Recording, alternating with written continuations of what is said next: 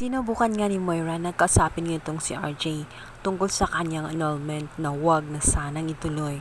Subalit kahit anong gawin niya ay bunang desisyon ni RJ at dahil sa kanyang mga ginawa ay wala na siyang rason para balikan at makisama sa kanya. Ang nais na lang niya ay matanggal ang kanyang pangalan na nakadikit sa kanya dahil nadudungisan na nga masyado nitong si Moira. At mayroon umano siyang mga plano at sa mga planong yon hindi na siya kasama. Sinubukan nga ni Moira ang makipag-deal dito kay RJ. Sinabi niya dito na ibibigay niya ang lahat-lahat, ang Apex. Wag lang daw ituloy ang naturang annulment. Subalit hindi na niya mauuto kailanman itong si RJ dahil nagsasawa na siya sa paulit-ulit niyang ginagawa.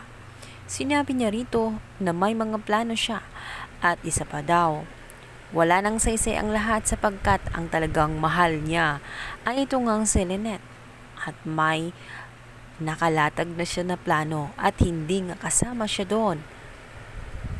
Naiinis si Moira dito kay RJ dahil nga hanggang ngayon ay nahabol-habol pa rin ni RJ itong si Lynette at nagiging dahilan nga ng kanilang tuluyang paghihiwalay dahil talagang hindi na niya mapipilit si RJ sapagkat hindi sa kanya ang puso nito kundi dito nga kay Lynette na siyang nagiging dahilan kung bakit galit na galit itong si Moira dito kay Lynette. Samantala, biglang nga pumasok sa room nitong si Lynette itong si Annalyn.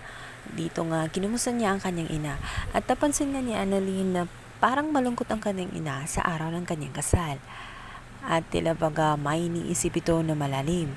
Sinabi ni Annalyn na i-relax ang kanyang sarili at isiping maging masaya dahil yun ang pinaka masayang moment niya dapat.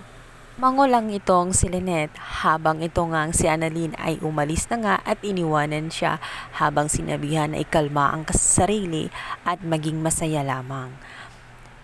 Ang totoo kasi ay iniisip ni Lynette ang mga sinabi nitong si RJ. Naguguluhan siya at tila baga nagdadalawang isip na siya kung pupunta ba siya sa simbahan o hindi. O pupuntahan ba niya itong si RJ. Hindi kasi mapagkakaila ni Lynette na talagang mahal pa nga niya itong si RJ. Samantala, sa loob nga ng simbahan ay naging masaya na nga ang lahat at excited na. At nandun na nga yun si Lolo Pepe at maging itong si Giselle. Kinongratulate na nga nitong si Lolo Pepe itong si Don Carlos dahil siya pala daw ang pinakamaswerteng tao na magpapangasawa nitong si Lynette. Tatandaan natin na nanghihinaya nga itong si Lolo Pepe dahil nga ikakasal na nga itong si Lynette ngunit hindi sa kanyang anak na si Obeng. Subalit wala na nga silang magagawa dahil ang mga bagay-bagay nga sa kanila ay naging komplikado nang dahil nga din sa mga kagagawa nitong si Moira. At ngayong malaya na sana itong si RJ, subalit huli na nga ang lahat dahil nakapagdesisyon naman itong si Lynette. Maliban na lamang kung magbago pa ang kanyang desisyon. Samantala, lumipas na nga ang ilang oras, subalit wala pa rin itong si Lynette kaya naman labis na nag-aalala itong si Chang Susan. Tinanong na nga niya ang kanyang apong si Annalyn at sinabi kung nasaan na ang kanyang ina, kung bakit hindi niya subukang tawagan. Subalit sinabi nga ni Annalyn na hindi nga daw makontak ang kanyang ina, kaya naman labis na ang kanilang pag-aalala. Nagtataka na rin ang mga guests kung bakit wala pa nga ang bride dahil kanina pa nga ito inaantay. Dito na nga nag-usisa itong si Michael at dito niya sinabi kay Carlos na di kaya nag-back out na itong si Lynette sa kasal ninyo. Ngunit sinabi nga ni Annalyn na hindi naman siguro gagawin ng kanyang ina dahil buo na ang desisyon noon at sinabi niya mahal niya itong si Carlos. Sinabi rin ng kanilang taga-makeup na tapos na ito, maaari nga lang daw natagalan kaya or nalilate lang itong kanyang ina. Samantala, dito na ngayon nag-uusap naman itong si Giselle at itong si Lolo Pepe.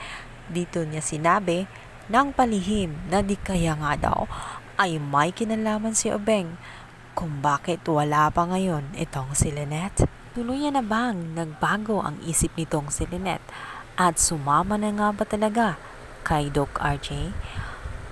Abangan! Thank you for watching. Please don't forget to like and subscribe. Bye!